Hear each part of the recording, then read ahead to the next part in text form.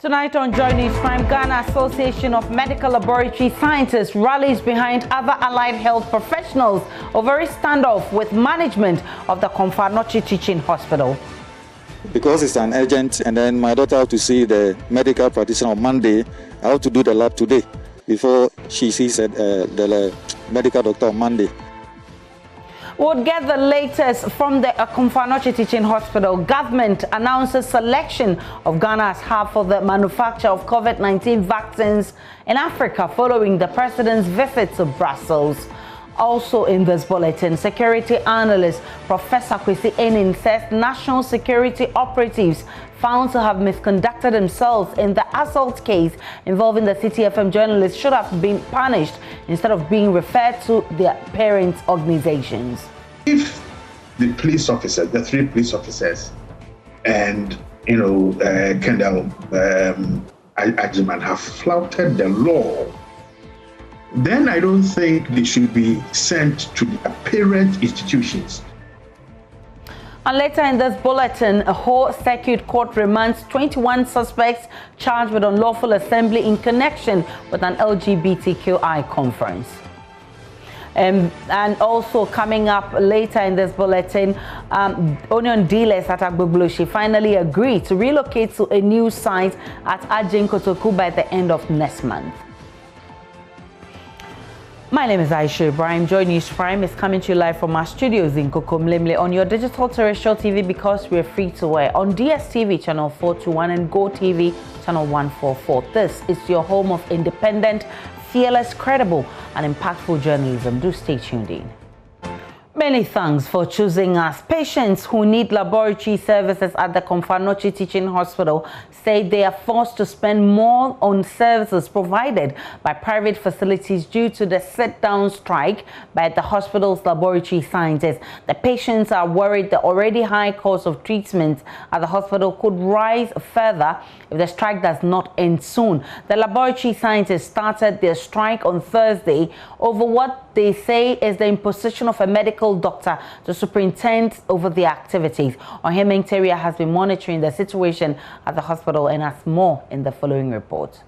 Hospital management has announced contingency measures for patients in need of laboratory services. But some affected patients tell Joy News the cost of obtaining laboratory services has almost doubled. One of them complained he was forced to pay 30 Ghana cedis more for his daughter's lab, which initially cost 50 Ghana cedis at Komfanochi Teaching Hospital. I came to the lab for lab test of my daughter, who will be going to see the doctor on Monday. But I came and then I was told they are on strike, so I have to go to a private lab to go and then make the lab. Because it's an urgent, and then my daughter has to see the medical practitioner on Monday, I have to do the lab today before she sees the medical doctor on Monday. I wasn't even aware of the pricing, so I decided to go there. And because of the urgent need of my daughter to see the medical practitioner on Monday, I have to pay whatever amount that they asked to be paid. 80 Ghana cedis. But here at Komfanochi, it's 50 Ghana cedis. Because it is important for us to do it, I have to. Whether I can or not, I have to. Joy News checks indicate some patients who need microbiology, hematology and chemical pathology laboratory services are equally paying more for the services outside CAT. A woman who pleaded anonymity had just been handed a prescription for ova and parasite laboratory tests for her son, who has been on admission. Her only available option is to go outside CAT for the test, which could have been done just a block from the ward. Management insists contingency arrangements with peripheral and private laboratories remain unchanged. It is, however, unclear how the measures could holistically address concerns of patients. Meanwhile, the leadership of the striking laboratory scientists are locked up in a meeting to review the two-day-old strike. From Kumasi, for Joy News, Ohimeng Teria reporting. We're live on Joy News Prime. We'll be back with more shortly.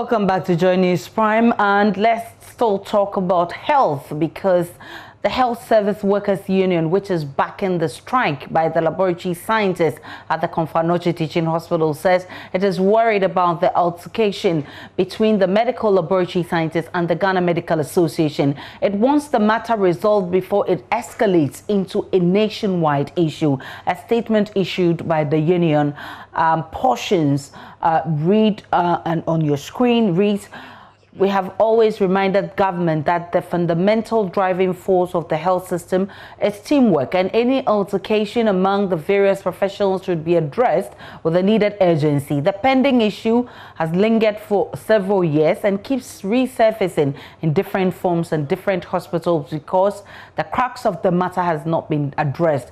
Similar incidents occurred in the Kolebu Teaching Hospital, which received same reactions. The attempt by government to deprive the health professions, regulatory bodies, and the Allied Health Professions Council of the authority should not be condoned." And it goes on to say they are the body that regulates and certify all the allied health professionals. In this light, why can't the laboratory scientists who have been certified by the Allied Health Council head their own profession rather than forcing another profession on them? We unequivocally state that this is unfair and must not be allowed to thrive. Let's get on to Zoom and speak with my colleague Ohime Nteria, who's been following this. Ohime Nteria, what's the latest from the strike by the laboratory scientists? I must say the strike has taken a toll on patients who drove to the Komfanoche Teaching Hospital in search for treatment and diagnosing. So what we understand is that the management had arranged with some private laboratories around to offer their services by picking samples from Komfanoche Teaching Hospital and then running lab tests on them. But later we pick information that most of these private laboratory scientists are certified by the Ghana Medical Laboratory Science Council. And so they are more or less belong to the same mother with the Ghana Association of Medical Laboratory Scientists. And so they declined to offer their services to Komfanoche Teaching Hospital, though we are yet to get confirmation from hospital management. But this is perhaps one of the trusted sources we can trust as far as information on the strike is concerned.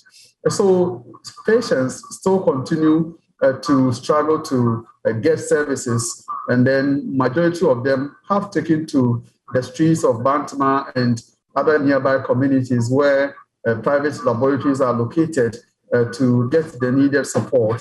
But it comes at a cost.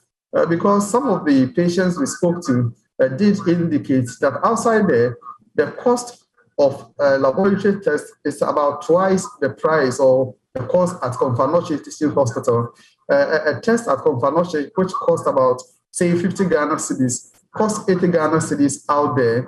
So they have been complaining bitterly about this situation, and then they're calling on government and the management of Komfanoche Teaching Hospital to find an amicable solution to the impasse. Nevertheless, the Ghana Association of Medical Laboratory Scientists have been meeting with other interest groups.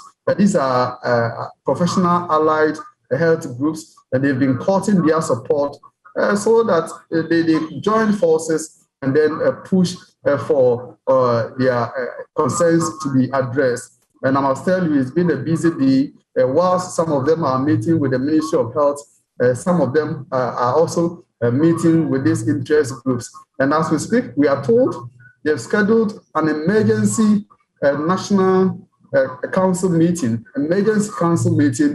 for the mother union, talking about the Ghana Association of Medical Laboratory Scientists, to discuss the way forward for the impasse, whether to go ahead with the strike or to suspend the strike. But as it stands now, it is too early to be saying that the members of the association will be calling off the strike. Yes, the Ministry of Health has tabled some concerns, and they have tabled some measures that they think can also be looked at. But as it stands now, majority of the leadership that I spoke to appears not to be in support of what the ministry has put on the table. Man in Kumasi following this labor agitations. We'll keep updating you as the story unfolds. Now, management of CTFM and TV has described the National Security Ministry statement as failing to address critical portions of the matter at hand, though welcoming the outcome of the investigations, confirming the assault story told by the reporter Caleb Kuda. It says a lot more detail will be required. The ministry, in a statement on its investigations into the assault of the CTFM journalist found filming at its premises, sent a soldier and 3 policemen back to their parent organizations while describing their conduct as a contravention of the standard operating procedure. But the statement also said Caleb Kuda's authorized entry to film the premises was unlawful. General Manager of the CTFM and CTTV, Bernard Koku Avle, says they expect a more thorough report on the incident. I consider it a preliminary statement because there's a lot more issues that were raised in the letter to the NMC and based on all that we've said. So I consider this the first phase. This is not conclusive. Yes. This is not conclusive. This is very preliminary because essentially admits that they were wrong, but also suggests that the entry of Caleb was unlawful. And then, but it says that the secondment of Lieutenant Colonel Frank Ajayman has been reversed. The secondment has been reversed. Speaking earlier on News Desk, security expert Professor Kwesi Enning said the National Security Ministry should have punished the officers and not referred them to their mother organizations. He also said the statement announcing the withdrawal of the personnel must have informed the public of the standard operating procedure for national security operatives. Well, I think this is very welcome development in terms of the public outcry about the behavior of the national security operatives and the treatment of young Mr. Caleb. However, the statement also opens up lots of other critical issues that we need to discuss and to bring onto the fore. One of them relates to standard operating procedures. How should operatives or those who work under the national security framework actually treat people? How should they go about their work? Secondly, if the police officers, the 3 police officers, and Kendall Ajiman have flouted the law, then I don't think they should be sent to their parent institutions. Because they realize the controversy that I've been talking about all of last week and this week, that the nature of the structure, what they now call apparatus under Act 3010, if the apparatus of national security draws on different institutions and their personnel for them to act, then when they flout the rules of Ghana, then they must be punished under that act. You see, because by sending them to their parent institutions, we are not too sure what types of punishment will be meted out to them. Legal practitioner Samson Ladi Anyanini on his part says that statement by the National Security Ministry is an admission Caleb Kuda was assaulted. He, however, questions the words used to describe the event. The same person who is authoring this report, calling accessing a premises unlawful, is unable to call the torture of a journalist by people supposed to be professionals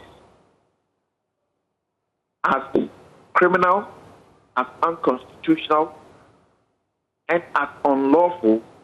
All the doubting Thomases, some of whom were doubting deliberately, mischievously, some of whom were doing it purely for their very useless political propaganda. This is the first start.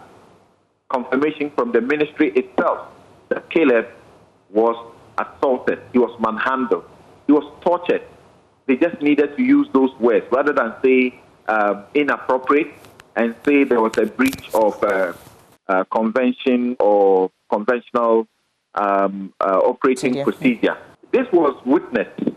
People saw it. People witnessed it. So you can't run away from this. If anything at all, they have leaked a part of what Caleb was videoing. They should leak the CCTV of what was going on when he was handcuffed, he was kneeling down, and they were beating him. A Cape Coast Circuit Court has acquitted and discharged the chief of a Kumfi Strafa who was accused of the murder of a policeman during the attempted robbery of the chief's filling station at Mankasim. The police accused the chief of firing the gun that killed the policeman, but further investigations proved he was innocent. In court on Friday, the chief, Nana Okcherekoku Nyanko, was told by the presiding judge, His Worship James Kojo Buta, that he was not connected to the death of the policeman and he should walk a free man. Lawyer for the chief, Kweku Benson, says his client has been visited with incalculable reputational damage by the police officers who initially handled the case and is demanding an unqualified apology. Richard Kwejo Nyako has been following the report for Joy News. The chief and businessman says about a year ago, he was awoken from his sleep and was told that armed robbers had invaded a filling station he owns. He got the police informed and also got to the place armed with his registered gun. A policeman had been shot in the process. The chief, who held the gun at the time, was accused by the police of murdering their colleague. Nothing could convince them that it was not the chief who did the act. Nana narrates what happened on that day. On the 21st January 2020, I received a distress call from the security man at my station that some masked personnel has entered the premises. So I called Ghana police. They went there, and then as soon as they got there, the robbers started shooting at them. And some officers sustained bullet injuries. So I quickly called my cousin to accompany me to the hospital where the policemen went. Unfortunately, when we went there, they weren't there. So we went to the filling station, and then the robbers had left too. We followed up, went to the police station, and then came back to the station with the police officers. Lawyer for the chief, Kweku Benson, says his client has suffered a series of image damages because he was wrongfully accused of murder and want the police officers to offer unconditional apology for such a mistreatment of his client. Client, together with a brother, were arrested under the suspicion that they might have been involved in the murder of the said police officer. They were put in police custody. They were vilified, defamed, even when investigations had not been completed. Statements were made by some police officers and some other persons that suggested that my client were involved in the said murder, despite our serious reservations and denial of any involvement in it. And we are very grateful to the Director General of CID Accra and the Homicide Department Accra and the whole team for giving us some listening ear, conducting serious investigation into the whole matter, including ballistic tests as well. The whole thing was that because my client had a gun, for his defense, naturally he will be the one, he was suspected that naturally he will be the one who might have murdered the said police station, which without evidence cannot be the case. The whole investigation has been concluded, and today my client has been discharged. That it's not possible that his gun was involved in the said murder, and he couldn't have murdered the said police officer. Now the chief has been cleared of the murder charge that was put on his head by a circuit court in Cape Coast presided over by His Worship James Kojo Buta. But he wants the policemen who made him suffer for no wrong done apologize. Reporting for Joy News, Richard Kwejinyako, Cape Coast. Onion dealers at the Agbogloshi market have now agreed to move to Ajin Kotoku by the end of next month. The dealers have resisted the relocation for 20 years because they believe it will spell their doom. Judith Awachitando was there when the group made the pledge to the Greater Accra Regional Minister Henry Korte, and now reports. For years, successive governments have tried to relocate traders to the demarcated site without success. After 20 years of preparation, onion sellers at the Agbogloshi market have finally agreed to relocate to Ajay Kotoku land site. The honorable Asipa any Eboa Obeboa Bia on Emre say Emre Ason I bet to every Agbogloshi up to. We want to thank the Honourable Minister for the immense help he's rendered to us. I think it's about time we move to Ajay Kotoku from Agbogloshi. One thing we want to ask of the Minister is to give us 4 more weeks so we are able to follow procedures to move without any issues. Honourable say on 4 weeks and count my and the Greater Accra Regional Minister Henry Korte, however, did not have it so easy. He, along with the Accra Mayor and other officials, had several deliberations with the onion sellers before reaching a consensus in the early hours of Wednesday. The RCC, in collaboration with the 2 assemblies, the Mother Assembly, the AMA, and of course the Ablekuma Central Assembly, have met with the unions, representatives of the union sellers, more or less the leaders. And we've had almost about 2 to 3 hours discussion. Initially, we gave them 3 weeks to relocate to Ajay Kotoku. They asked for an extension. Finally, we have agreed on 7 weeks. However, we expect and believe same to be true that by the 1st of July, the land that they currently occupy will be vacant for us to take possession. Although some of the market space had been encroached by residents, it had properly demarcated stores and 2 huts where sellers could set up their goods. Even more interesting was the provision of basic infrastructure around the market square. Just a few kilometers away were the community police station, hospital, fire service unit and schools, which pleased the traders. Ali Umar spoke on behalf of the traders. So far, so good, because where we are at the Agbogloshi, all of us know that the place is not inconvenience even for us, but here it's okay. So it's not bad. So what we are going to do now is when we went back to our people, we have to educate them. This is the discussion that we had with the regional minister. So that's what we are going to do when we went back. The traders, however, pleaded with the ministry to provide banking services in order for traders to secure their monies. We are trying for the MC and then the regional minister for them to able to engage the banks here with us in the markets, because where we are at the Agbogloshi, there's a lot of banks just very closer to us.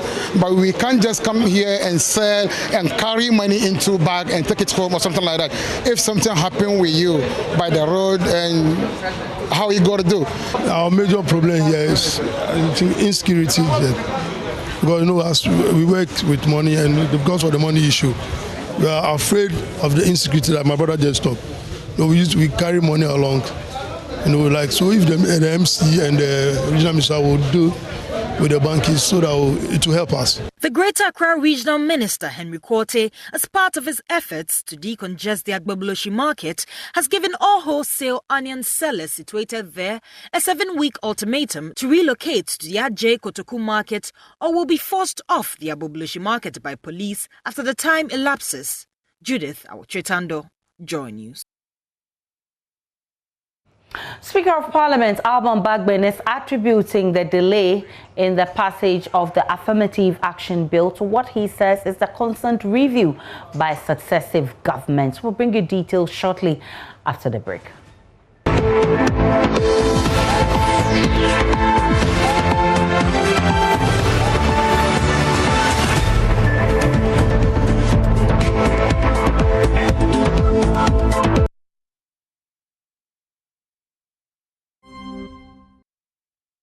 You're welcome to business. Ghana will soon be removed from the list of countries that are deficient in anti-money laundering and terrorism financing. The European Commission has announced. Now, at a meeting between President Akufo-Addo and the President of the European Council, Charles Michel, as well as the European Commission, the European Union acknowledged efforts made by Ghana in implementing the action plan of the International Country Risk Guide in record time. This was contained in a statement from the Office of the President, which reads as follows, that as a consequence of the two-day working visit by the President, Nana Dankwa Akufo-Addo, to Brussels, Belgium, from the 19th to the 20th of May, the European Commission has announced the decision to remove Ghana from the list of countries that are deficient in anti-money laundering and terrorism financing. It further goes on to say that it is suspected in the third paragraph that the Financial Action Task Force, the Global Money Laundering and Terrorist Financing Watchdog, will in June 2021 announce that Ghana has been taken off its list of the high-risk third world countries with strategic deficiencies in anti-money laundering and countering of terrorism financing. Again, at a meeting with the Vice President of the European Commission, the European Commission indicated the section of Ghana as a possible manufacturing hub for COVID-19 vaccines in Africa. This, according to the Commission, follows the initiatives already taken by government of President Akufo-Addo towards the domestic manufacturing of vaccines. It goes on, and it's signed by the Acting Director of Communications, Eugene Ahin there. Up to date on a development story, Group Indum is fighting off US-based Group LLC's claims of money laundering and wire fraud. Now, the group has described the arguments advanced by the plaintiffs as one full of aspersions and innuendos. It has therefore filed a motion to dismiss this case. The US-based Berim Group has brought charges against the founder and the former flag bearer of the Progressive People's Party, Dr. Babakwesi Indum. In a writ cited by My Journal Online, Group Indum is being accused of laundering a total of $63 million. And of course, the Indum's founding defendants, that's in a statement by the Berim Group, by and through their ownership control and use of defendants GN Bank, Gold Coast Fund Management, and over 60 undercapitalized interrelated companies, collected several millions of dollars of depositors' savings, investment contributions, and insurance premiums, and in violation of the US and Ghana laws, illegally laundered approximately $63 million of depositors' funds through its Virginia-based Sham Procurement and Consulting Service Company. Well, we've also had response from Group Indum, and it states that the suit is an attempt to denigrate their reputation through the courts. And you can see on your screens there the rebuttal by Group Indum to this particular effect, stating the fact that it does not claim to have any dealings with Dr. Indum on the other defendants. We shall be keeping an eye on these developments to keep you up to date. But to other stories, government has complemented the ongoing industrial transformation agenda by launching the National Export Development Strategy in 2020 to increase non-traditional export revenue from $2.9 billion in 2019 to $25.3 billion by 2029. The Chief Technical Advisor of the Finance Ministry, Anthony Nyamibevi, disclosed this on behalf of the ministry at the launch of the electric cable standards for mining companies by the Ghana Chamber of Mines in collaboration with the Ghana Standards Authority. Building resilient and local capacity as tools to supply high-quality products to local companies enhance the benefits of the African Continental Free Trade Area Agreement has been at the core of the Ghana's industrialization transformation agenda, coupled with major investments in transportation, roads, health, education, good governance, and security. The African Continental Free Trade is the most significant regional integration project of the African Union and a key prerequisite for implementing Africa's economic transformation program and African Agenda 2063, the African we want. The historic milestone of starting after trading from 1st January 2021 has ushered in a new age of industrialization in Africa. Meanwhile, the Ghana Chamber of Mines says the launch of the electric cable standard falls in line with its quest to ensure standardization at the various mining companies in the country. Speaking to Joy Business, the chief executive of the Chamber of Mines, Suleiman Koni, underscored the importance of the launch of electric cable standards. Our expectation is that if we work collaboratively, ultimately, all the types of cables which are used in the mining industry would be produced in country. That is our expectation. This is just a start. But do they have the capacity? Well, the jury is still out there, but from today's conversation, they have indicated to us that if they are able to get the aggregate demand and the demand makes sense for them to produce, they would consider it. Many thanks for staying with us. Time to bring you sports. My name is Hans Mensah, and Accra Hearts of Oak saw off Techiman 11 Wonders to make it 4 consecutive victories in the Ghana Premier League earlier today at the Ohene Amayao Park in Techiman. The vital 1-0 win sees the Phobians achieve 4 wins on the trot for the first time this season. The Rainbow Club leapfrog bitter rivals Asante Kotoko to go top of the Premier League standings for the first time this campaign as they open a 1-point lead at the top. Haste on the apex of the log could be temporary since Asante Kotoko play Wafa on Saturday, and a win will see the Porcupine Warriors back on top of the standings. Big boot for a clearance from Frank Amankwa.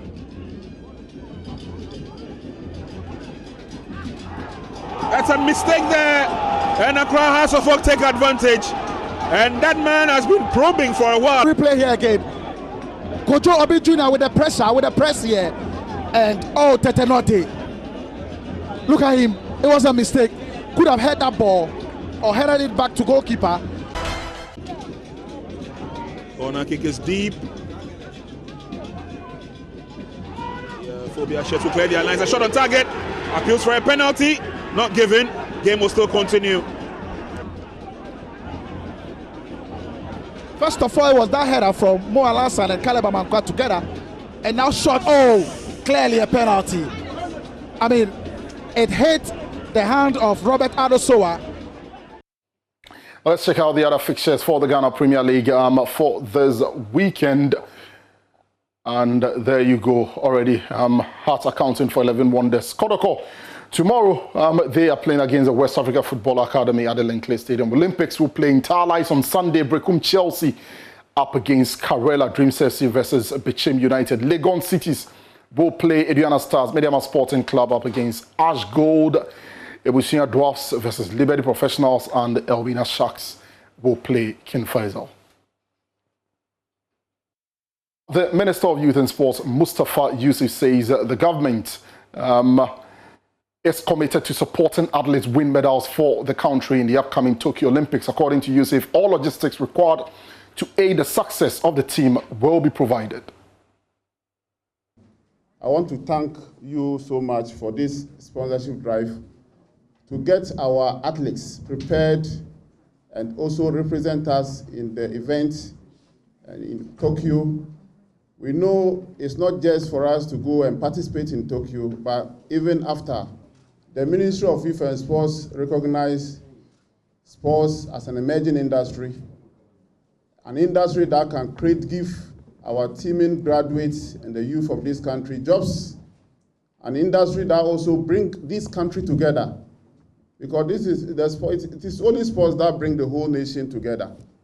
So we recognize the important role the sports play in our economic development. We have put in place the International Games Committee, and the Games Committee have started their work to prepare us to participate in Tokyo successfully.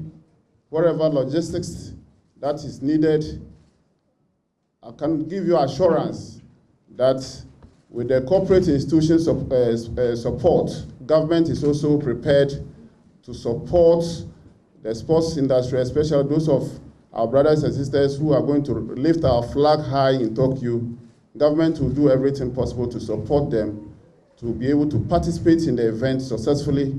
And we know that with the kind of support that we are going to give them, and we know that with the kind of training that they've gone through, they will lift the flag of this country high. By bringing trophy home, the boxing team, I'm told, a very, very good boxing team. I've watched their clips, and I'm very, very confident that they are going to Tokyo to bring the trophy back home.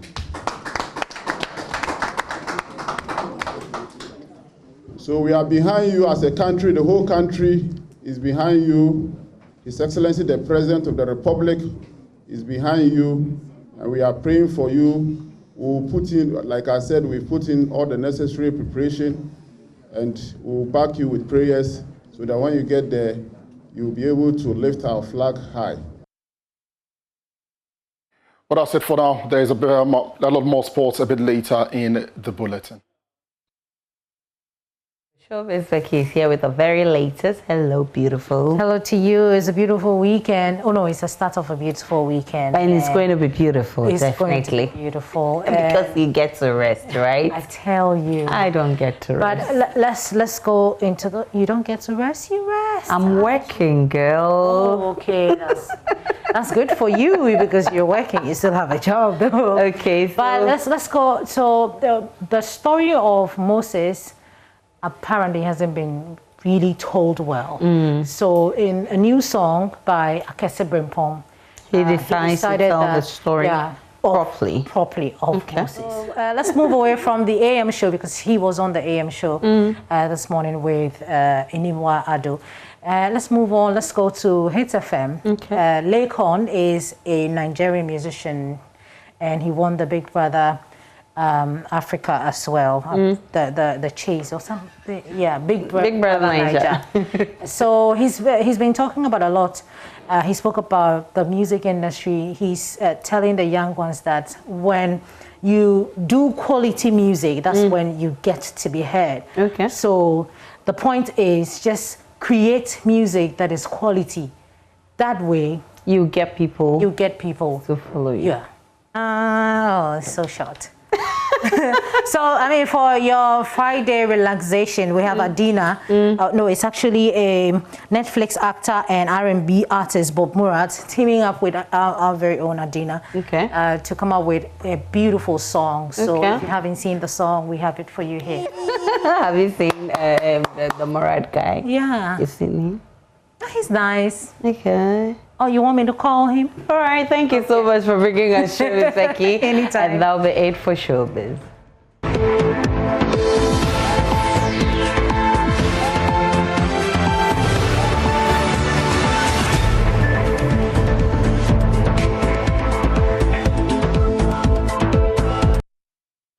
Speaker of Parliament Alban Bagbin is attributing the delay in the passage of the Affirmative Action Bill to what he says is its constant review by successive governments. He also blamed Parliament for its delay, arguing the legislature has in the past failed to prioritize the bill after it had been submitted to the floor of the House. Mr. Bagbin, who was speaking at a consultative forum on the theme strengthening women's inclusion in governance and the agency of the Affirmative Action Bill, guaranteed the passage of the bill under his leadership. How come that Ghana has since 1998, when the guidelines on the Affirmative Action Bill were passed by Cabinet, still not passed the law? 1998, following the footsteps of the Right to Information Bill. This has largely been attributed to the low commitment on the part of some stakeholders, including Parliament, towards pushing for the passage of the bill into law. The story has been always revision, and revision. They are always revising the law. And I just told you, Cabinet will have to validate it before it's brought to Parliament. We are following some old British practice, where legislation before Parliament dies with the Parliament. And so all the bills they put before us, immediately we end a 4-year term. The bills also end a 4-year term. I don't know where this is coming from. And therefore, they have to go back, I'm told, to the new government, even if it is not a new government, to relook at it, revise it, and then bring it back. And you know the democratic, bureaucratic inertia. For me, Ghana's parliament, we're looking forward seriously to the passage of the Affirmative Action Bill. I hope you will support us. Speaking at the same program, Executive Director of IDEC, Dr. Emmanuel Acquitted, called for structural reforms to accommodate more women in leadership, especially at the local assembly level. This law needs to be complemented. We think that because of the risk that the experience we've had so far, laws will be made but not executed, not in a way that addresses the problems they're supposed to address effectively. We also have to look at structural reforms. Structural reforms that will say that we could expand the spaces for women's representation, not only in parliament and not only in the fewer spaces in the cabinet, but in the whole executive arm, spaces could be created, especially at the executive local government level as well. And it's a campaign we must pursue so that these places will be opened up as well. And there are various formulas that can be adopted to increase the number of women's representation in local government, not only in the assemblies as chief executives, but in a whole variety of places. Members of the Senior Staff Association of Universities of Ghana at the University for Development Studies in Tamale have resolved to comply with a strike called by the national body. The Senior Staff Association of the Universities of Ghana, comprising non-teaching senior staff in public universities, declared the strike on May 18 to put pressure on government to improve their conditions of service. A task force led by the national chairman of the association, Zakaria Mohammed, which was going round the campuses to ensure compliance, was said to have had little to do as there was no one to be chased out.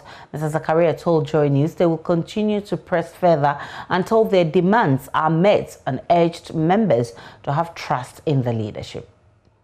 I think we are generally satisfied, as you can see on the monitoring. Bureau offices are locked. It means that compliance has been achieved and people have listened to the leadership.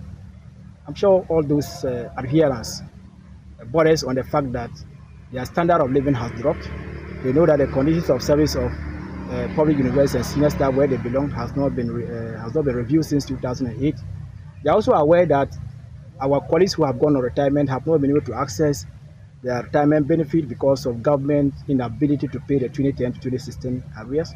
Even though government had made an assurance, or government had indicated that they have paid 2010 to 2016, what they have done is that they have rather paid the principal without the interest. And the reason is that we had had an agreement with the Minister of Employment and Labor Relations, a National Pension Regulation Authority, GTEC, Ghana Tertiary Education Commission, Fair Wage and Salary Commission, that looking at the fact that the amount of money that owed us by government from 2010 to 2016, it was transferred to the fund manager. It was for investment purposes. It was not to be kept under lock and key. So for government to have kept that money that long and begin to pay without interest, I think that government hasn't helped us. We just want to put pressure on government to do the needful. And all that we are asking for is legitimate. We're just asking that, they should give us enhanced salaries. They should pay our tier 2 pension area with interest, that our conditions of service that have not been negotiated since 2008 should be reviewed and finalized. Then we can get out of there and continue to contribute to the socio-economic development of this country, so that at least my members' standard of living can also be enhanced. The Kumasi unit of the Multimedia Group has launched the 2021 edition of the Love FM's High School Debate at the Kumasi City Mall. The previous two editions saw Tia Ahmadiyya SHS and St. Jeremy SHS win the trophy. Love FM's Kwesi Deborah has more in the following report. It is now or never. The golden opportunity to show the world what you got is with us. The enviable platform, Love FM High School Debate, is back. The time young ones contribute to national discourses. The moment to show the world you write, you speak, therefore you are, is being outdoors today. What are you waiting for? Pick your quill and parchment, scribble and deliver. Are you worth it? Show me, tell me. Prove your worth. Stand out. Many prospective winners. One crown champion.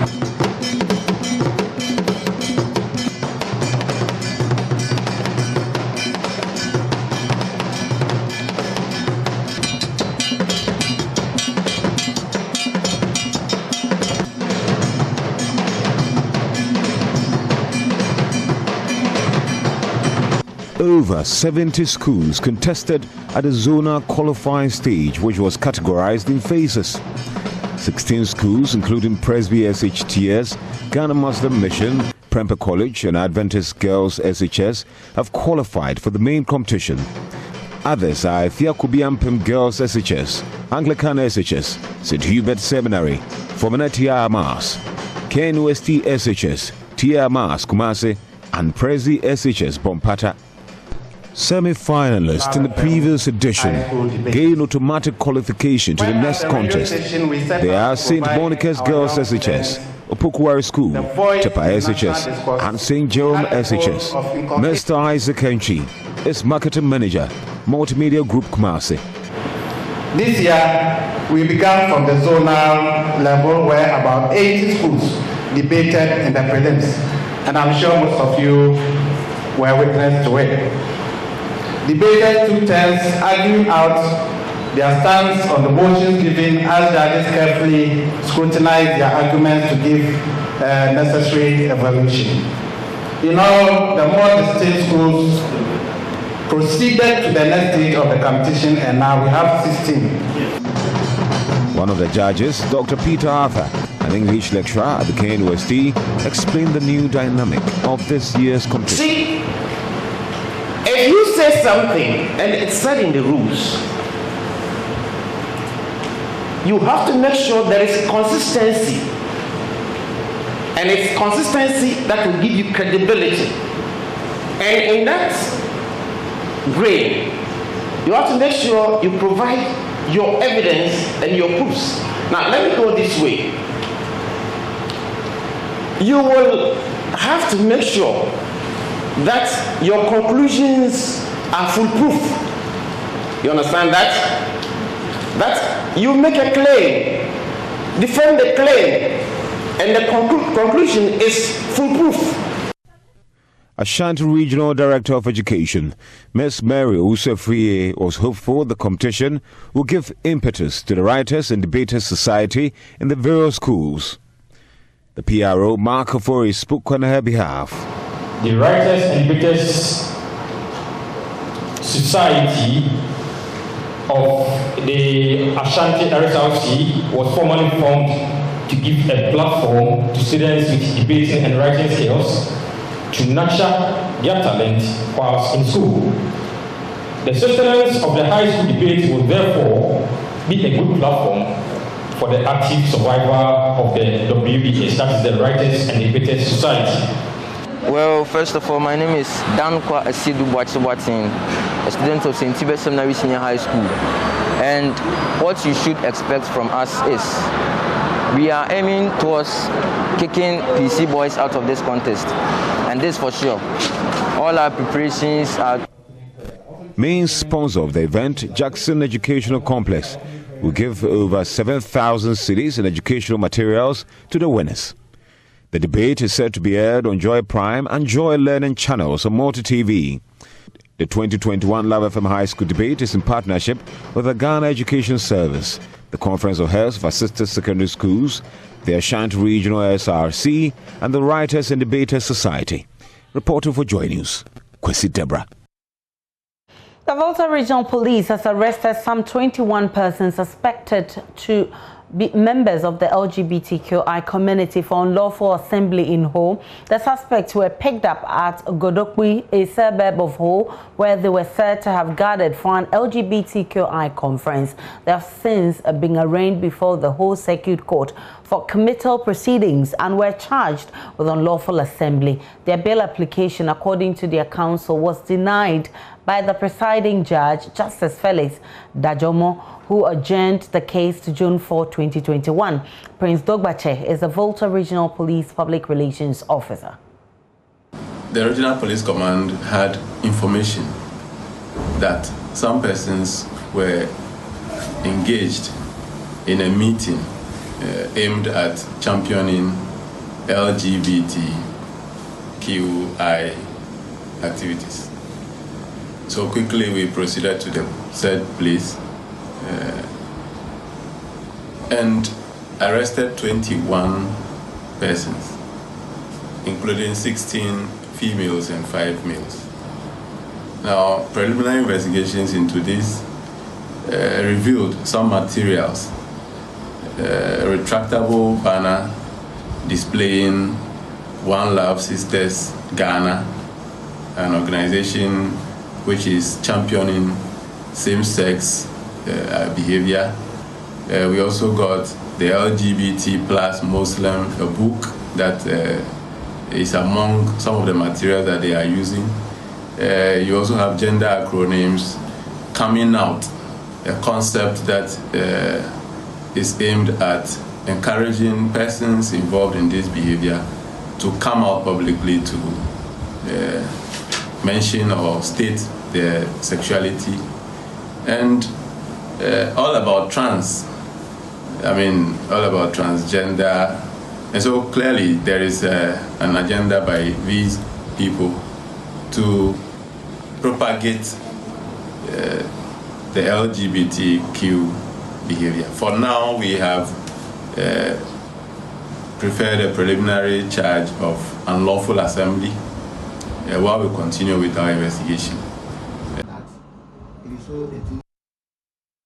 Government says it's committed to transforming the economy through agriculture and is beginning to yield results, with the country's trade balance recording surpluses in the last 4 years. The decision by the administration to invest in agriculture, according to Vice President Dr. Baumia, was to make raw materials available and sustain the factories that were to come up under the flagship 1D1F policy. Dr. Baumia, who was speaking at the commissioning of the Nano Foods Limited at Nsawam, says the investment will in the long run accelerate the economic transformation of the country.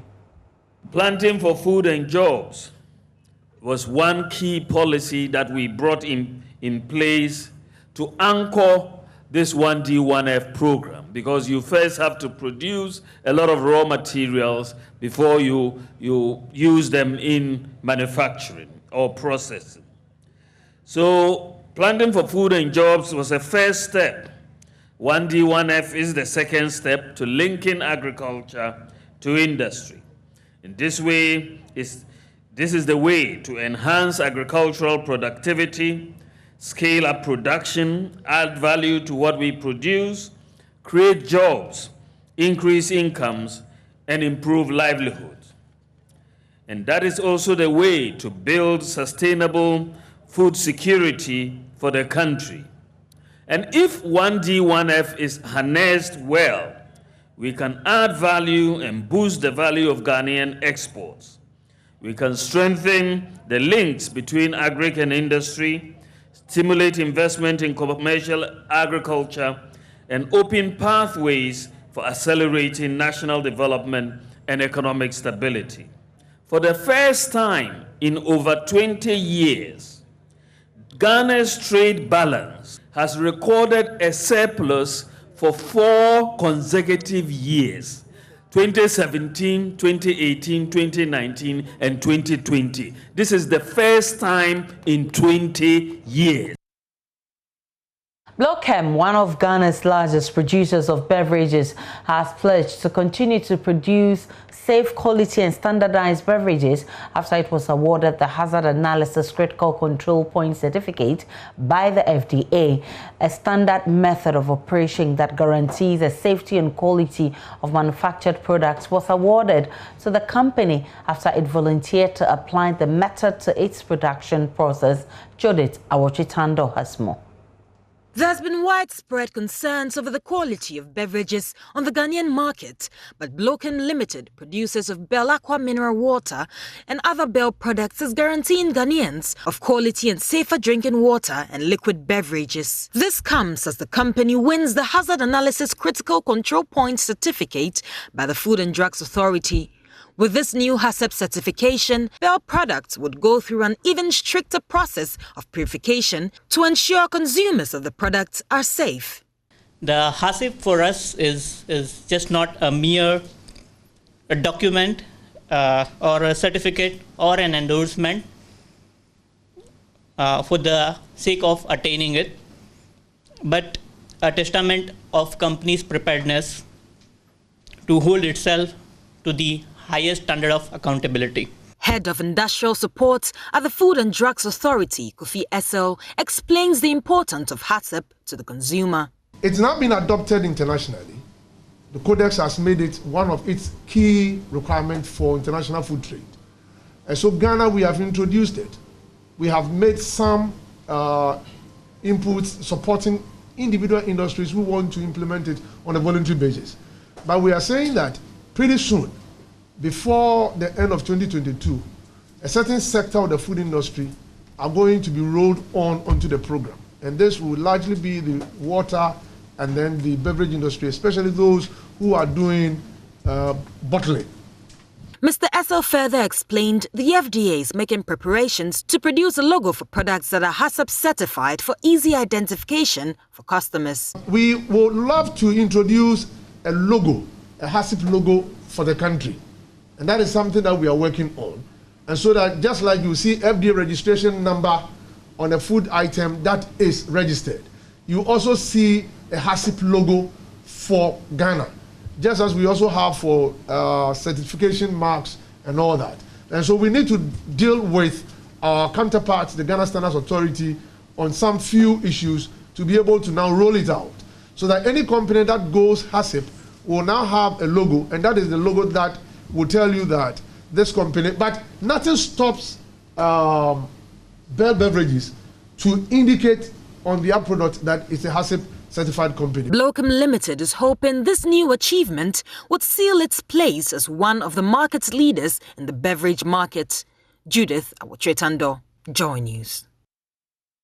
Senior advisor to President Akufo-Addo, Yao Safomaafo, has challenged traditional rulers to take a lead role in government's renewed fight against illegal mining. The senior advisor, who was heavily criticized in 2019 for his infamous Aishawan deportation comment, made the call at the book launch of J.A. Brima, a founding father of the Northern People's Party and the first cabinet minister of Northern extraction in the history of Ghana. Today, one single fight we have, this government, is a fight against Galamsey. And I think it's a fight Nananum, our revered traditional rulers, should take on board and fight. Because you are the custodians of the land. We cannot just wait for people to destroy the land when we call ourselves the traditional rulers. We should join the fight, be at the forefront of the fight, and make sure that we protect the environment for the future. We cannot destroy our rivers for the sake of few people making money. And therefore, J. Brima, if you were here, would have been at the forefront of the Galamsey fight. Let us join in and fight on his behalf. 30 currency notes are reservoirs of germs resistant to antimicrobials, and that's a warning coming from a scientist at the Kwame Nkrumah University of Science and Technology. The researchers from the Department of Theoretical and Applied Biology have found species of methicillin resistant a group of bacteria responsible for diseases ranging from boils to pneumonia on the nose. Love FM's Kwesi Debra has more in the following report. Bacteria are everywhere, in my palm, in the air, in the water, inside, out with. But I would want to tell you about a certain bacteria commonly found on our skin and in our nose. Staphylococcus species. Staphylococcus. Staphylococcus. And these bacteria, also known as the staph, are usually harmless, but sometimes they can result in infections which can cause death, especially in people with weakened immune system. Enough of the big words. Enough of the big words. No, left it one. Methicillin-resistant Staphylococcus aureus. Methicillin-resistant Staphylococcus aureus, also known as the MRSA. And these cause infections which are very difficult to treat because they are resistant to key antibiotics. And they can be transmitted in the hospitals, at your workplace, in the schools, everywhere. No, not gone yet. Now, scientists at the Department of Theoretical and Applied Biology of the Kwame Nkrumah University of Science and Technology decided to find out the frequency of MRSA on circulating currency notes in the Kumasi metropolis. Dr. Linda Ofori is one of the lead scientists. We wanted to just have a look at what these currency notes that are in circulation are carrying, because we were looking at the fact that just when new notes are released from the Bank of Ghana, within a short time, all the currency notes begin to look so old, and different people are using it. So we try to look at it in the sense that if people on the public transport, like the churches, are using it, those at the toilet facilities are also using it, those in the markets are using it, children are handling it. I mean, people put it in all kinds of places. So we just thought about it and just were like, okay, let's try and see what it's on our currencies. For the study, 120 currency notes were obtained from different places and analyzed in the laboratory. We found staph, which is normal because it's on our skin, in our nose, on our hands. We found E. coli, we found Klebsiella, different kinds of organisms, yes. As for the MRSA, what we did is that because we found a lot of Staphylococcus, we tried to screen to see if we find the MRSA. It was significant for the number that were positive for Staphylococcus. Yes, it was significant. So for those of you who are fond of counting money using your saliva, do you think is a good practice? You know, when you are counting money, and you can sneeze several times when you are counting bunch of money, and you know our market women don't use the machines, they will use their hands, and people are fond of applying saliva to their fingers whilst they are still counting. It's not a good practice, because these microorganisms are on the notes, and as you introduce moisture to the note, you are increasing the numbers on the note for the next person who would pick the money. And so we need to stop it. I remember years ago they used to have a pad, a foam pad with water that they would dip their hands in and use to count the money. That is better. Even that, we need to be changing the pad, because microorganisms love a lot of moisture, cool places. And so I would advise that our market women or people who handle, anybody else who handles money, try as much as possible to disinfect your hands after handling the money. Reporting for Joy News, Kwesi Debra. And back in the studio, my name is Aisha Ibrahim. We'll take a break on Joy News Prime. We'll bring you the second part of sports and business.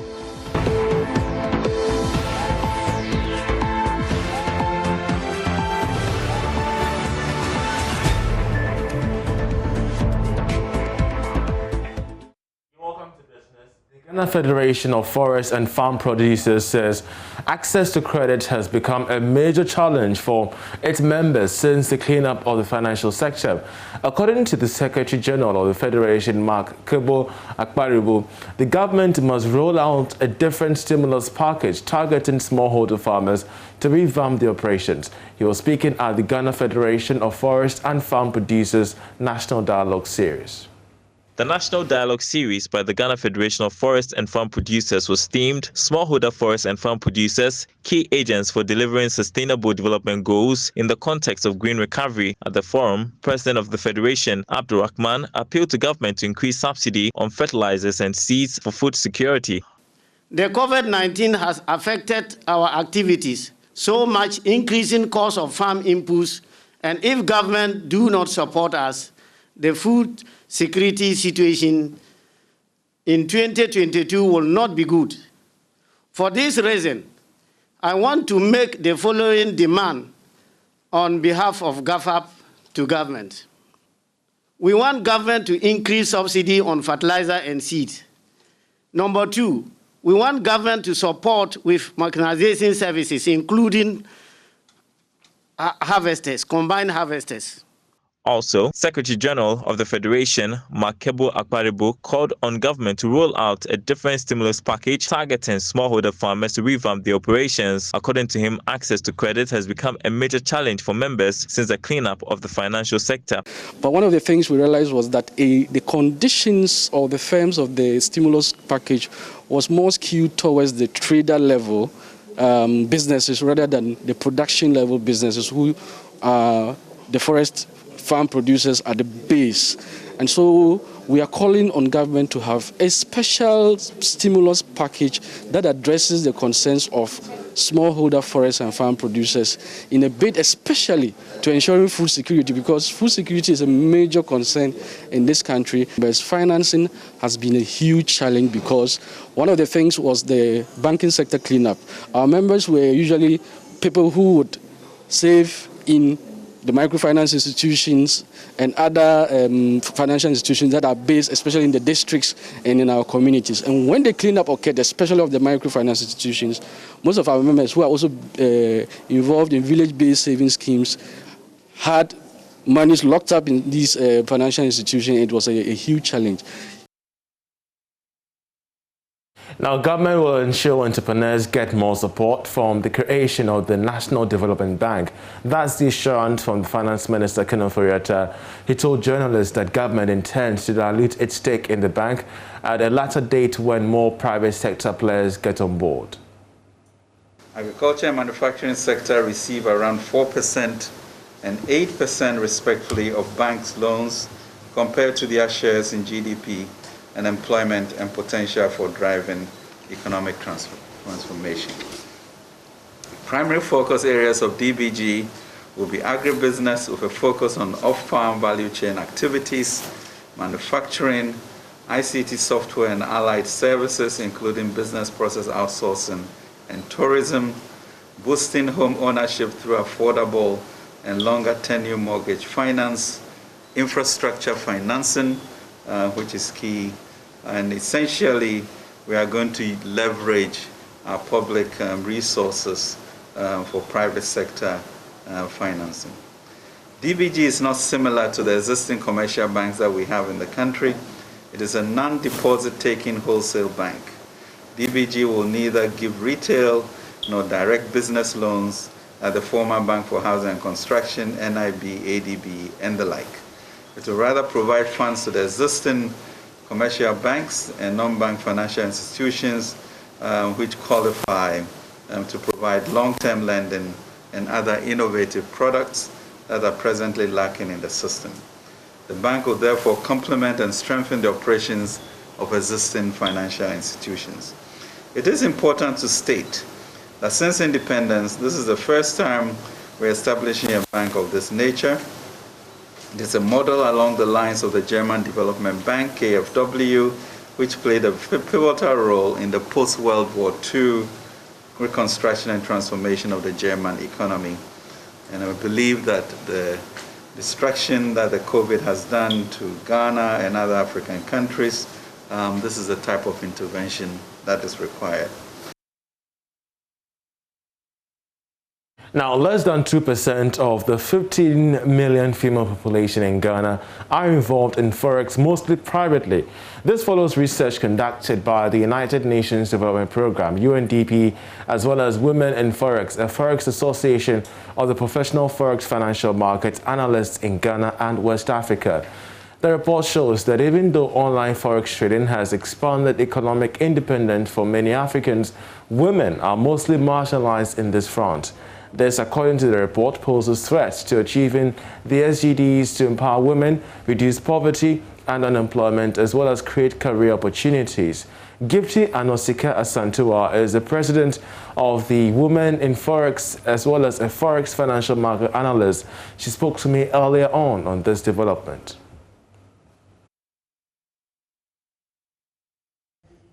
Most women and most people in West Africa, Ghana especially, are not privy to information and then are ignorant of the sector in general, in terms of research, in terms of the opportunities it brings. Majority of the little people that are in there are also being more like indecisive because they think it's gambling, it's too risky, and it's more like a black market area to venture in. So it makes it unattractive for people to even venture at all.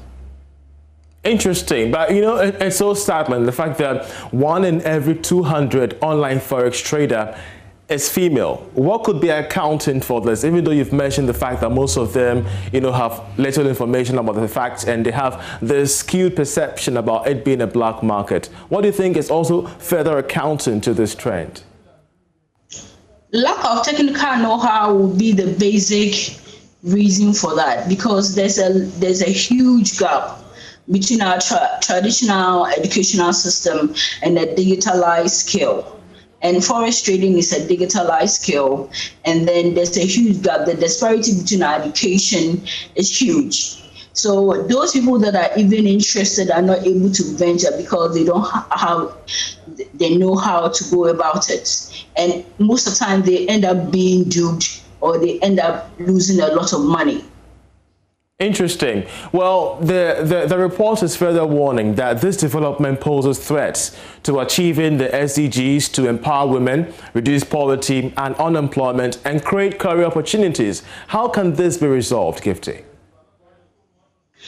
In my opinion, I would say formalization and regulation will give it some sort of credibility in the society, and then people will start to know that it's a very legitimate and legal sector to be indulged in, first of all, and then technical know-how, advocacy, and then training.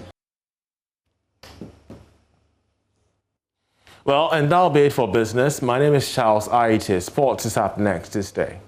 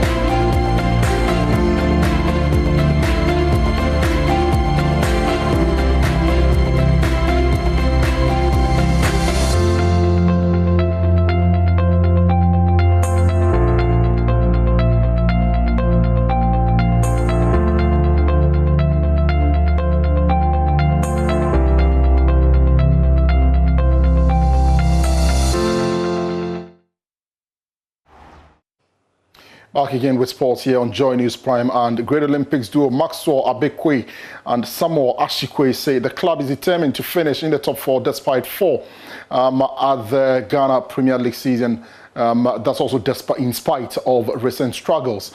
The Wonder Club, since reaching 40 points, has failed to win a match in 3 attempts. But the Kwe brothers are determined to help the club reach its goals for the season.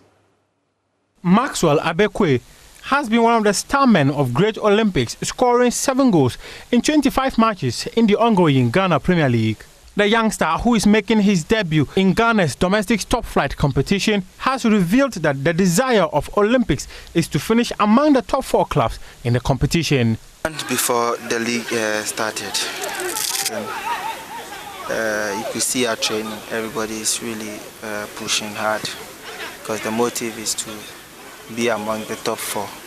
But since I came, I never see Olympics in the top 4 at the end of any season, apart from the week qualifying to the Premier League. So I spoke to the new players, Awako and I, we spoke to them that this very season should be kind of a surprising season to the whole Ghana and the whole world as well. So I think I'm happy. I'm very happy. Everybody is trying to hit up to the dream or the goal we want to. Maxwell plays alongside his younger brother Ashikwe, who has also been phenomenal for the Wonder Club. Ashikwe tells Joy Sports he has encouraged his elder brother to score more goals to ensure Great Olympics achieve the target they've set for the football season. I keep telling him that at the end of the second round, he should score around, he should score like, he should lead the goal king, yeah, on top of the league. So he can, I know he can do it. Yeah, so. You have something to tell your brother? Yeah, well, all I will say is that I thank him so much for his commitment, because he finding himself in the top flight, one of the top flight team in Ghana, especially the most pressure team in Ghana. I thank him so much for how he has been able to consume the pressure, and yet you won't be able to even see if he's a new player or something. I thank him. Olympics is one of the clubs gunning to win the Premier League this season, after they've remained within the top 5 clubs since the season began in November last year. Now, the 2021 Ramadan Cup gets underway on Saturday at the newly constructed Fadama AstroTurf. Joy Sports has visited some Zongo communities this week, including Cow Lane, Medina, and host town Fadama. It's now the turn of Tudu.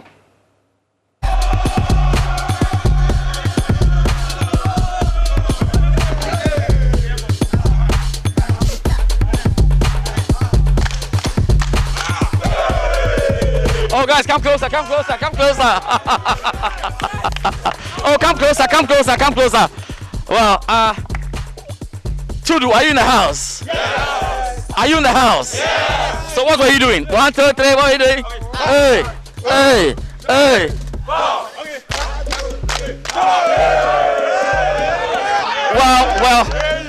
Well, so that's Tudu. They are preparing for the Ramadan Cup this year, and I've been told by their coach Abdullah that they are going to try and win it this year. Last year they were knocked out, yes, in the group stage, but they are feeling that this is the time. Are you ready for Ramadan Cup 2021? Yes! Well, okay, guys, so let's do this. Let's invite your coach. Let's make some noise for Coach Abdullah. Coach Abdullah.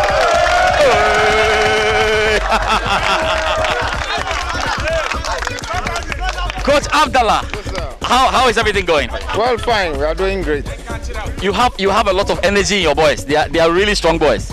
Yes, you know, last season, as we said, we were kicked out in the early stage, so we prepare for this year 2021 tournament. We want to lift the cup, so you can see that we are prepared for that. Yes, I can see that. Have you checked the kind of opposition that you have from the likes of Adama, Ashaiman, Cowlin? They've been telling us that they are ready for this one. Have you checked them out yet? Yes, I heard about them, but you see, as a team, when you are prepared, you are not scared of anything. Yeah. You know, you don't know much about them. You just rely on your strength. And I believe my players, their strength, they are capable. So this season, you come, you face us, you go out.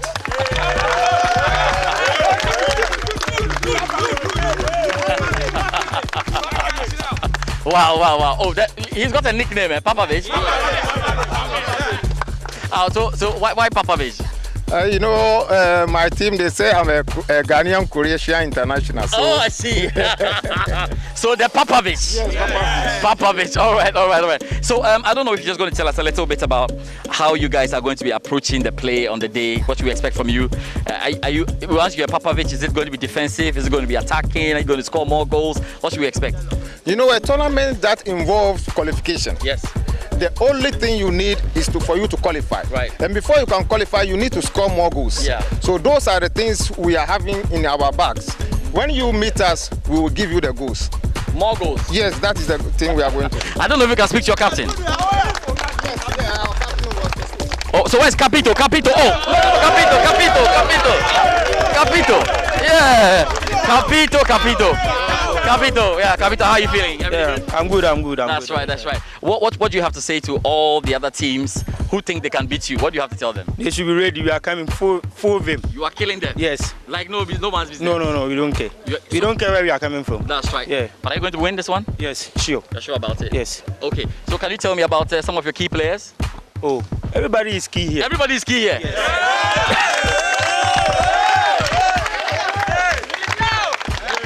So this is an all-star team? Yes. All-star team? Yes. You know what? Guys, we're going to be looking forward to seeing Tudu in action at the Ramadan Cup. That will be taking place in Fadama. It's going to start heavily on Saturday, and then on Sunday, by then we'll crown the champions. And they are telling us that Tudu is going to be the champion this year, right? Okay, you know what? I like your display. I'm going to leave you to do your display as we go. Show me something, man.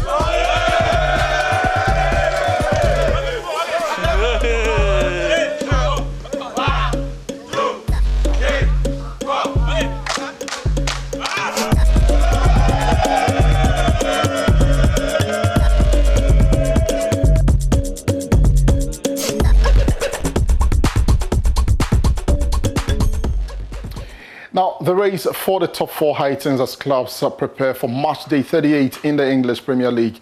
And let's quickly take a look at the fixtures. Certainly scramble for the remaining top four places. Arsenal play Brighton and Hove Albion. Aston Villa will play Chelsea. Fulham up against Newcastle United. Leeds United, my team of the season, play West Bromwich Albion. Leicester play Tottenham. Tricky game. Leicester need to win to keep up any hope of playing Champions League football next season. Liverpool play Crystal Palace, also in need of a win. Manchester City already champions. They play Everton. Sheffield United play Burnley. West Ham United versus Southampton. And Wolverhampton Wanderers will complete their season against Manchester United at home. And this is what the table looks like heading into the final round of matches for the season. City champions on 83 points. Manchester United sealing second place on 71 points. Now, this is where the battle is between Chelsea, Liverpool, and Leicester City. Is a struggle for third and fourth position on the league table. Leicester, of course, fifth. West Ham United, sixth. Tottenham won't be playing Champions League football next season, seventh. Everton, eighth. Arsenal, ninth. Leeds United, 10th. There's Aston Villa in 11th. Wolves, 12th. We'll be seeing their manager departing. Crystal Palace, 13th. Southampton, 14th. Newcastle United, 15th. Brighton and Hove Albion, 16th. Burnley, 17th. Fulham, 18th. And Fulham are joined by West Bromwich Albion and Sheffield United in the championship next season. Now, in the Spanish La Liga, Atletico Madrid and Real Madrid battle for top spot as the league enters match day 38. Well, tonight, Levante are in action against Cadiz. And tomorrow, Celta Vigo play Real Betis, Eibar, Barcelona, Elche versus Athletic Bilbao. There's Huesca versus Valencia, Osasuna play Real Sociedad, Real Madrid versus Villarreal, tricky tie for Real Madrid. Valladolid will play Atletico Madrid. On Sunday, the La Liga wraps up. Granada play Getafe, Sevilla up against Deportivo Alaves. The Italian Serie A Of course, we'll be coming to that, but this is what the La Liga table does look like. 37 games played across board, 83 points for Atletico Madrid. Just 2 points separating them from Real Madrid heading into the final round of matches for the season. And there is Barcelona in third place on 76 points. They won't be able to win the La Liga title, and Sevilla in fourth place on 74 points. We're playing Champions League football next season. Sociedad, Real Betis, Villarreal, Celta Vigo, Athletic Bilbao, Granada in 10th place on 45 points. Also, 11th to their 17th position is occupied by Osasuna, Cádiz, Valencia, Levante, Deportivo Alaves, Getafe, and Huesca. Elche, Valladolid, and Eibar. Well, of course, Huesca could also be relegated as well. And that is what we are looking at in France. Lille and Paris Saint-Germain have got just 1 point separating them. And then in Italy, there's Cagliari playing against Genoa. Crotone will play Fiorentina, Sampdoria up against Parma. Remember, Inter Milan are already champions of the Serie A. It's all about the top 4 places and UEFA Champions League football next season. Inter Milan, the champions, play Udinese. Atalanta will play AC Milan. Bologna versus Juventus. Napoli up against Hellas Verona. Sassuolo will play Lazio. Spezia, Roma, Torino will play Benevento. So that's the Serie A table. Inter champions, Atlanta in second place, AC Milan in third place, Napoli in fourth place. Now check the point difference between Napoli and Juventus. Just 1 point separating those two teams, and Cristiano Ronaldo would be hoping that Napoli slip up. Juve simply need to win and hope that Napoli slip up for them to grab fourth spot. There is Lazio, Roma, Sassuolo, Sampdoria, and Verona. 11 to the 17th position occupied by Bologna, Udinese, Fiorentina, Genoa, Spezia, Cagliari, and Torino. Benevento, Crotone, and Parma will be playing in Serie B. And that is what we are looking forward to this weekend in the major European leagues as it comes to a close. That's it for sports. There is more at myjoyonline.com/sports. My name is Hans Mensando.